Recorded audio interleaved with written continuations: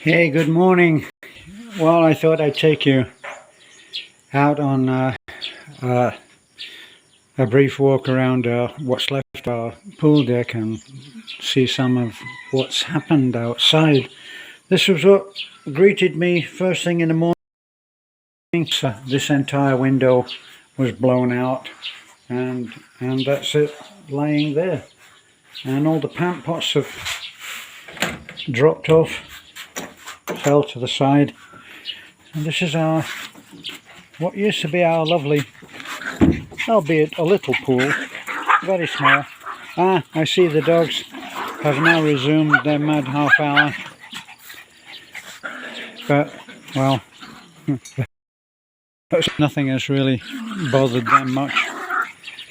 We lost a lot of trees. That's a big mango tree out the back, and that's our what's left of our extension, which I was actually working on. But here we are. Our cover has been blown. I don't know where that is. That whole thing has disappeared. You can see this used to be completely covered. It's gone. And the roof on our red house, you can see there, is also gone.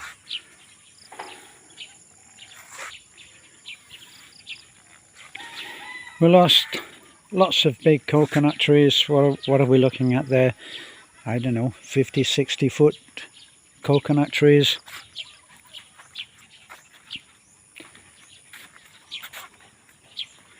One of them, that one there, fell across here and destroyed some of our pool furniture. That's James and Jessica's house down there. They lost the entire roof. But what gets me as I come out is that all of this is really a metaphor for the way that lives go. Sorry if I'm getting philosophical again, but you know, the other night when we were all clinging to each other under the flimsy shelter of a steel tube double bunk bed, and we were underneath there, not all of us, but certainly the young and the old, and we won't ever be the same people for each other again, because at that moment when a typhoon is coming through, the wind is incredible. Probably I'd never experienced it, so probably most of the people that may be watching or listening to this waffling that I'm doing right now will not have ever experienced it. But when you have experienced a life and death thing, a possible life and death event, those people are never quite the same again to you. Now, the damage that is on our place, a lot of our detractors like to present the picture that we live this incredible life of the rich and famous. It actually is really just a scruffy little farm, but we did a lot of work and had a lot of help. We had a lot of people come and stay with us. We bonded with some, and others just passed through, but we made some incredible friends, and we've made incredible friends that we've never met. I'm looking down now at what you can see there is Lena's house. And Lena's house, the roof is half destroyed. The thing with a typhoon is it doesn't, the wind doesn't do all the damage. And there's Lena now, and she's cleaning up. Now, her friend Paul from Australia, who we've never met, but who we've become close friends with. We consider him like family. He would walk in the door tomorrow and he would be made welcome. But he sent the money a long time ago now, years ago, and insisted that Lena should have that particular size house, and she's been very proud of it.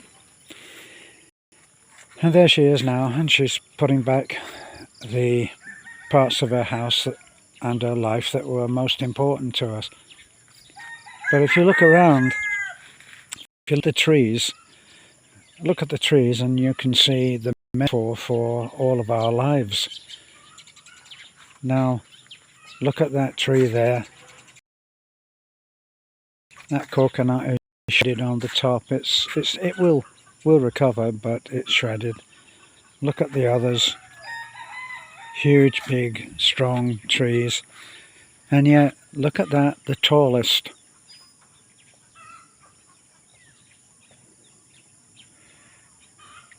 Why didn't that tree fall?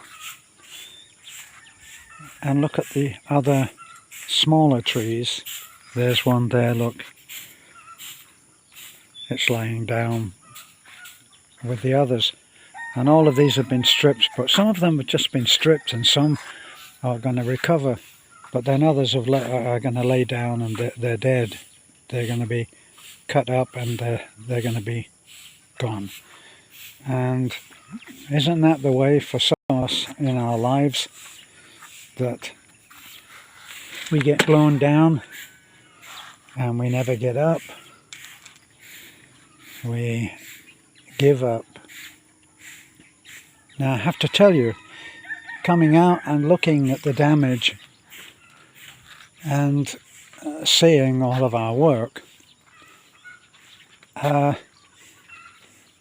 you have to do some mental adjustment to get through this. You have to process it. You have to look at it and see it as an end and a beginning. And if you can't do that, the people that can't do that will be the ones that give up on life. We built that house for Nanai. A lot of people say, well, why didn't you build this house or that house or that kind of house for her?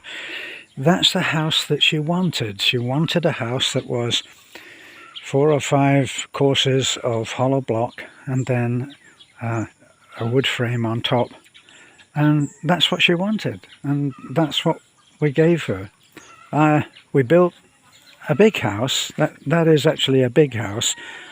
And we built that house and I had grand visions of a huge American-style family room where the kitchen is there, and there's a bar where people can sit and watch you cook, and you can commune and bond and talk.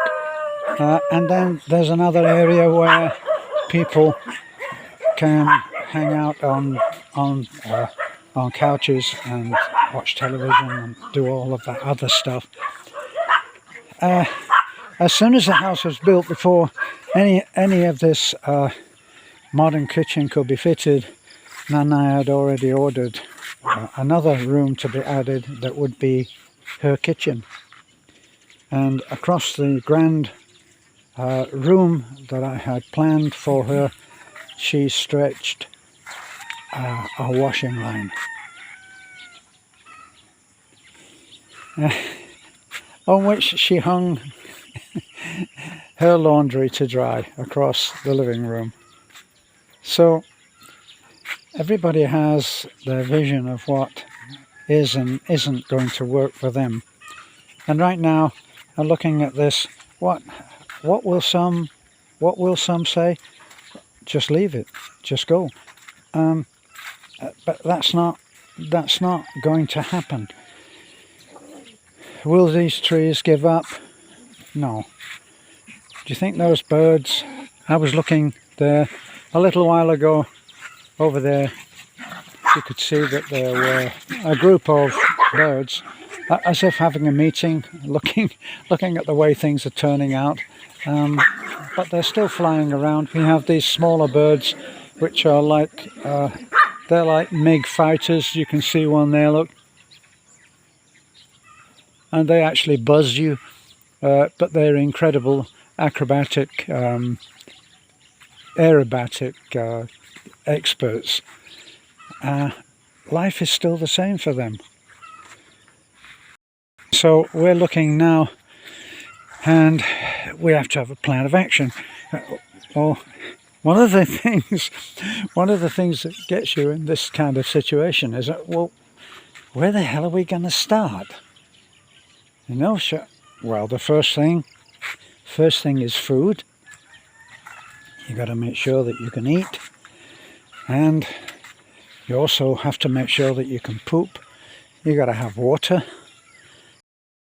You do those basic things, incoming and outgoing. You have to be able to do those, but you have to have a place to do those.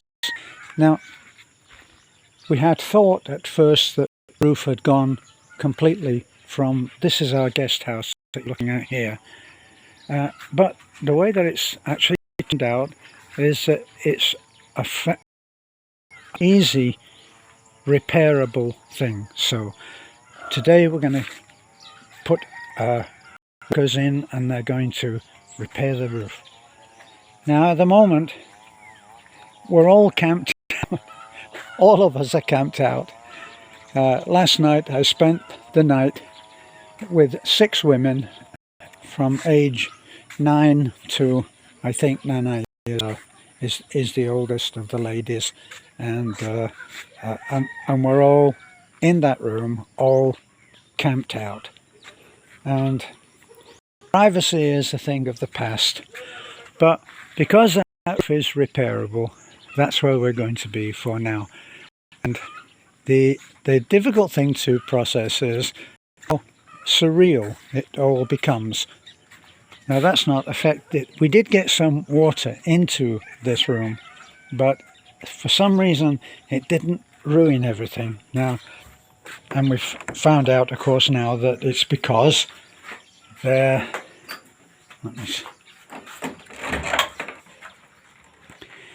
See, here we are, and this is where we live.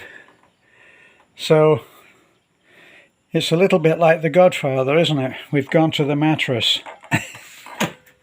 So it's mattresses everywhere, couch, Lena couch, Nanai on the other couch. They have the most comfortable, well, the most established places. The kids on the floor here. Beth and I camped out on here, and that's it. We've got as much as we can in here, but most of the other stuff is in the other room. But of course we haven't got running water, so we have to keep fetching water. This is our pool. As you can see, it may be a day or two before we can swim in that again, but we'll see about that. If you look out, we decided that we couldn't clear that drive ourselves, so we got the experts in, and an army of, I'm thinking, I didn't count them, but I'm thinking roughly about 20 people came.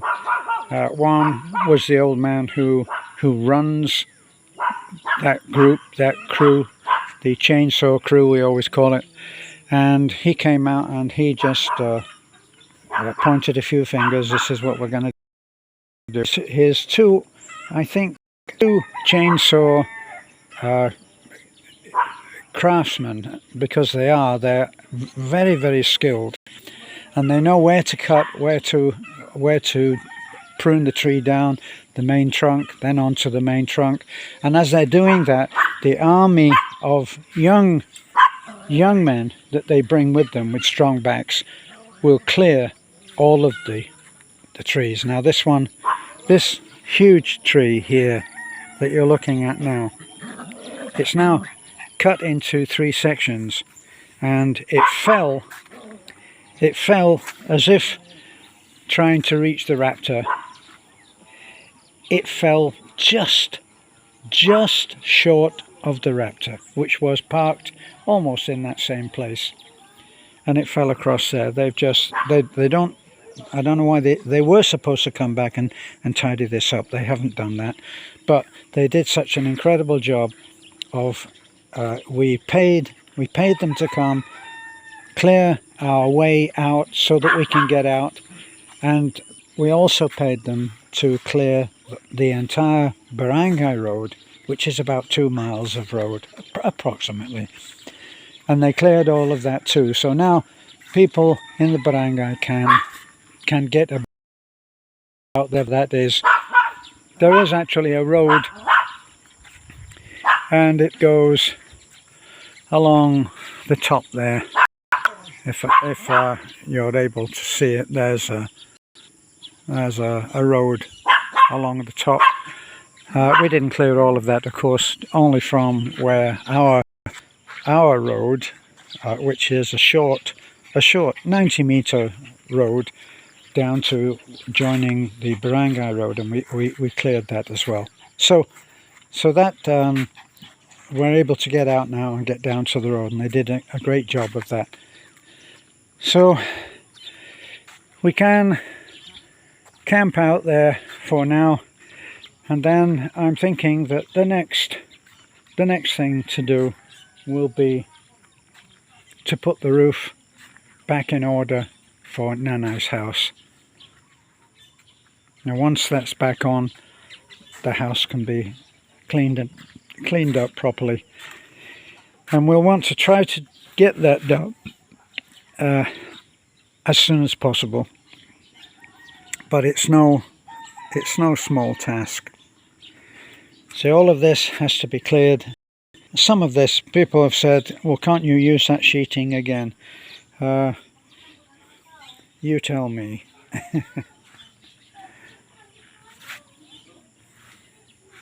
Okay, so lots of stuff. All of that stuff there is what was in the drive. That was the mango tree, or part of the mango tree, which you can see there.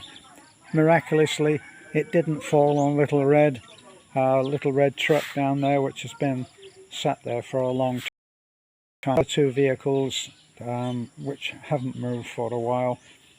We need to have work done on the blue, and at the back of that is an old Volkswagen, which of course is waiting restoration.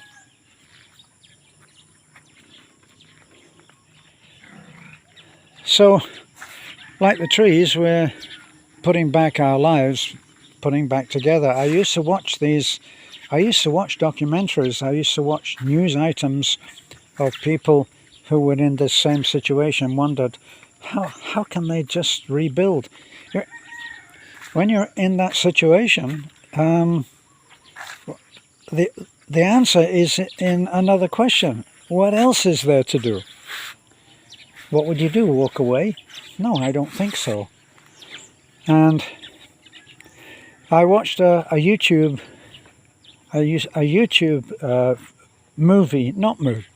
video of a man who buys properties unseen that have been abandoned.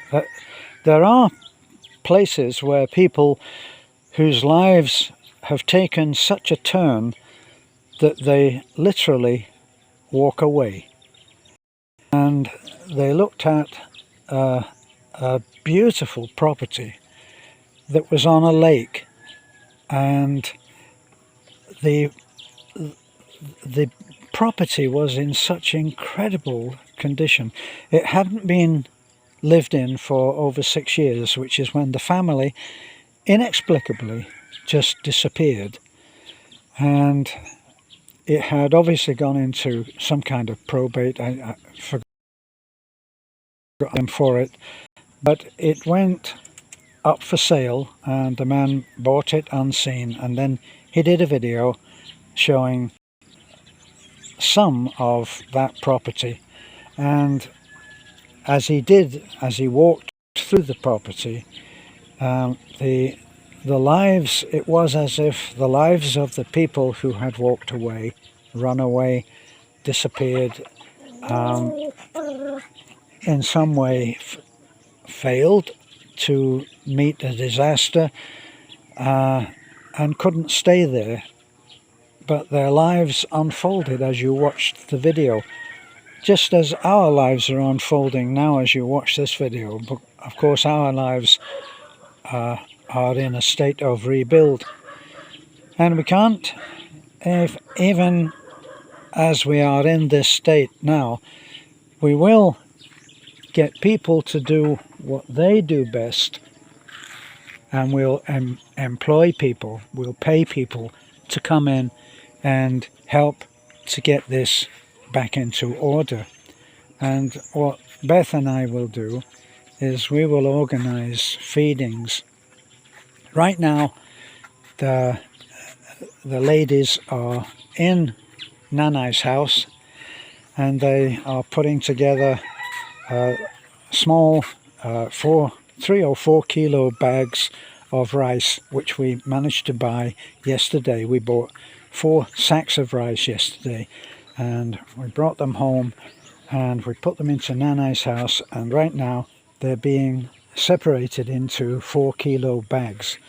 And then what we'll do, we already spoke to our friends on the PNP, and they will accompany us to give away this rice, and they'll help. We've been partnering with the PNP for some months now.